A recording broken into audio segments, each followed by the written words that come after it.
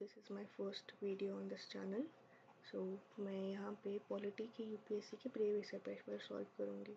This is what for the beginners and जो भी older aspirants हैं। मैंने ऑलरेडी पेपर सॉल्व कर रखा है, पर मैं आप लोगों के साथ सारा डिटेल्ड एक्सप्लेनेशंस के साथ आपको ये पेपर समझाऊँगी। सो हम स्टार्ट करेंगे 2022 का पेपर के साथ। तो इसमें 4 स्टेटमेंट्स हैं। Pursuant to the report of H.N. Sanil Committee, the Contempt of Courts Act 1971 was passed. तो H.N. Sanil की कमेटी है, उन्होंने contempt of court act 1971 was passed. So H.N. Sanil committee की रिपोर्ट के अकॉर्डिंग ये जो act है वो पास हुआ था। क्या एक्ट है? Contempt of court act 1971। तो ये एक्ट हमारे लिए इम्पोर्टेंट हो जाता है। अब हमें इस एक्ट को इन डिटेल रीड करना है। The next statement is the Constitution of India empowers Supreme Court and High Court to punish for the contempt of themselves. Constitution of India जो है वो एम्पावर करता है सुप्रीम कोर्ट को और हाई कोर्ट को कि वो कंटेम्प्ट ऑफ कोर्ट जो है उसके लिए पनिश कर सकें। तो वो ये जो सुप्रीम कोर्ट है और हाई कोर्ट है ये दोनों ही कंटेम्प्ट के लिए पनिशमेंट दे सकते हैं। और ये किस आर्टिकल्स के अंदर आता है? Under article 129 and 215। This is a correct statement. The third statement is Constitution of India defines civil contempt and criminal contempt. The Constitution of India defines, जहाँ भी ये टर्म देखेगी Constitution of India defines, इस पे आपको focus करना है क्योंकि ये यूपीएससी ट्रैप हो सकता है। डिफाइन कॉन्स्टिट्यूशन करता है या नहीं करता है वो आपको पता होना चाहिए। Constitution of India define civil contempt and criminal contempt, it doesn't define. तो ये गलत स्टेटमेंट है। The fourth statement is in India, Parliament is vested with powers to make laws on contempt of court. Parliament के पास power है कि वो contempt of court पे laws बना सके। तो this is a right statement. अब इसके साथ मैंने एक दो और आर्टिकल्स अटैच किए हैं जो आप रीड कर सकते हैं। Article 142 clause 2, SC provides, Supreme Court provides for its decrees punishment for complete justice. ये एक याद रखेंगे आप। Article 19 clause 2, freedom of speech and expressions. Contempt of courts act 1971 पे चलते हैं। कंटेम्प्ट ऑफ कोर्ट्स एक्ट 1971 जो है इसके अंडर जो पनिशमेंट है, अब जो कोर्ट है पनिशमेंट किस फॉर्म में देगी? It can be either imprisonment और फीस। और वो क्यों कौन डिसाइड करेगा? Decided by the court. Court decide करेगी पनिशमेंट किस तरह किस फॉर्म में दी जानी चाहिए। तो हम जब इन 4 स्टेटमेंट्स को देखते हैं तो हमें क्लियरली पता है कि जो स्टेटमेंट 3 वो गलत है। तो स्टेटमेंट 3 डायरेक्टली एलिमिनेट हो जाता है यहाँ से। बचा statement B 1, 2 and 4 and 1 and 2। So we know कि स्टेटमेंट 2 करेक्ट है और स्टेटमेंट 4 करेक्ट है। ये हमें कहाँ से पता लगेगा? Static information. जैसे स्टैटिक लक्ष्मीकांत की बुक में जब हम चैप्टर पढ़ते हैं supreme court high court judiciary वाला पार्ट, वहाँ पे आपको ये मिल जाएगा। सो अब जो हमें कंफ्यूजन होगी वो एक चीज़ के लिए एच.एन. सानल कमेटी। इस पॉइंट पे आके हमें 50-50 वाला क्वेश्चन भी बन जाता है आपके लिए। एक और चीज़, कंटेम्प्ट ऑफ कोर्ट होता क्या है? This is for the beginners, इनको नहीं पता है। कंटेम्प्ट ऑफ कोर्ट किसी भी तरह का मिसकंडक्ट हो सकता है, किसी तरह के आप अब्यूजिव लैंग्वेज यूज़ कर रहे हो या कोई भी ऑफेंसिव स्टेटमेंट्स दे रहे हो जो कोर्ट के अंदर एक मिसकंडक्ट क्रिएट कर रहा है, उसको कंटेम्प्ट ऑफ कोर्ट बोलते हैं। Let's go to the second question. Okay. The second question is related to government law officers, legal firms are recognized as advocates, but corporate lawyers and patent attorneys are excluded from recognition as advocates. So this statement is wrong.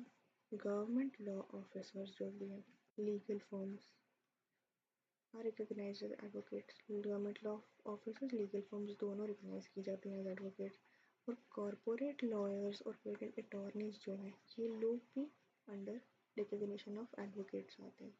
सो ये चारों जो हैं चारों के चारों are recognised as advocates. The second statement is bar councils have the power to lay down rules relating to legal education and recognition of law colleges. Bar councils के पास power है कि वो रूल्स बना सकते हैं किसके related? Legal education and recognition of law colleges. Bar council of India जो है वो एक स्टैट्यूटरी बॉडी है, ठीक है। और एडवोकेट्स जो है वो लीगल प्रैक्टिशनर किसके अंदर होते हैं, बार काउंसिल ऑफ इंडिया के अंदर वो अपना लीगल प्रैक्टिस करते हैं। और ये सब गांधी एडवोकेट्स एक्ट ऑफ 1961। इसके रिलेटेड जो भी एडवोकेट्स है, किन किन को एडवोकेट्स हम बोलते हैं, ठीक है। बार काउंसिल क्या है, बार काउंसिल की डिटेल, एडवोकेट्स एक्ट, ये सब हम रीड करेंगे आप लोग।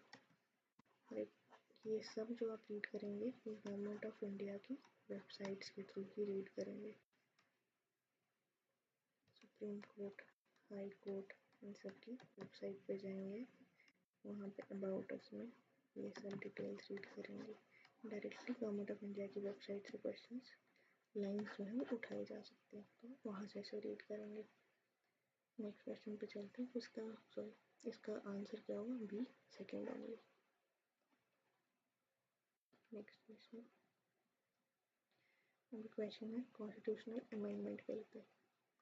Bill amending the constitution requires a prior recommendation of president of India. जो भी बिल है जो कॉन्स्टिट्यूशन को अमेंड करे, कॉन्स्टिट्यूशनल अमेंडमेंट बिल जो है requires a prior recommendation of president of India. This is a wrong statement. President of India की prior recommendation की ज़रूरत नहीं होती है जब भी कॉन्स्टिट्यूशनल अमेंडमेंट बिल पास करेंगे। Next statement, when a constitutional amendment bill is presented to the President of India, it is obligatory for the President to give his or her assent. जब भी कॉन्स्टिट्यूशनल अमेंडमेंट बिल प्रेजेंट किया जाएगा president को, उनके लिए obligatory हो जाता है, मैंडेटरी है कि वो एसेंट देंगे, मतलब वो बिल पास के लिए यस बोलेंगे। ये डायरेक्टली स्टेटमेंट्स हमारे स्टैटिक लक्ष्मीकांत बुक में आप मिल जाएंगे डायरेक्टली। एक स्टैटिक क्वेश्चन है, कॉन्स्टिट्यूशनल अमेंडमेंट बिल में कोई भी जॉइंट सिटिंग नहीं होती है। कॉन्स्टिट्यूशनल अमेंडमेंट बिल में कोई भी जॉइंट सिटिंग नहीं होती है। बट ये मेजॉरिटीज़ की मैंने डिटेल्स दी हैं कि अमेंडमेंट के लिए किस टाइप की मेजॉरिटीज़ लगती हैं। एक हो गई आपकी ऑर्डिनरी मेजॉरिटी, एक होती है स्पेशल मेजॉरिटी। स्पेशल मेजॉरिटी दो तरह की होती है, और किस किस के लिए कौन सी मेजॉरिटी होती है, जैसे प्रेसिडेंट है तो उनके लिए कौन सी होती है, 2/3 present voting plus total membership होनी चाहिए। दूसरा टाइप है इफेक्टिव मेजॉरिटी। स्पेशल मेजॉरिटी के अंदर effective majority 2/3 present and voting चाहिए हमें। उसके अंदर कौन कौन आता है, कैब, HC जजेस, CEC, FR, DPSPs, इन जब भी अमेंडमेंट्स करनी होंगी तो इफेक्टिव मेजॉरिटी का यूज़ किया जाएगा। थर्ड टाइप स्पेशल मेजॉरिटी के अंदर जो टाइप्स और ऑर्डिनरी मेजॉरिटी थी प्रेजेंट एंड वोटिंग। और ऑर्डिनरी मेजॉरिटी किन किन के लिए यूज़ की जाती है, election, delimitations, legislative council, union territories, इन सब के लिए। ये सब जो है ये आपके अमेंडमेंट वाले चैप्टर में आप इनके बाद रीड करेंगे। इसके साथ तक वो भी रीड करेंगे किस आर्टिकल के अंदर आता है, कौन से पार्ट के अंदर आता है, ये सब डिटेल्स भी आप पढ़ेंगे, इसलिए नेक्स्ट बुक में अवेलेबल। सो नेक्स्ट इसका एक और थर्ड स्टेटमेंट है, constitutional amendment bills must be passed both by Lok Sabha and राज्य सभा by special majority and there is no joint sitting provision for joint sitting. तो कॉन्स्टिट्यूशनल अमेंडमेंट बिल जो है वो दोनों को पास करना पड़ेगा by special majority and there is no provision for joint sitting. तो मैंने आपको पहले बताया कि जॉइंट सिटिंग इसमें नहीं होती है। किस प्रोसेस के थ्रू पास होता है, स्पेशल मेजॉरिटी से। Okay, next statement, next question पे चलते हैं। Consider the following statement. Constitution of India classifies ministers into 4 ranks: cabinet minister, minister of state with independent charge, minister of state and deputy minister। 4 ranks नहीं, 3 ranks में define किया जाता है। 3 ranks कौन कौन सी है, cabinet minister, second is minister of state, third क्या है,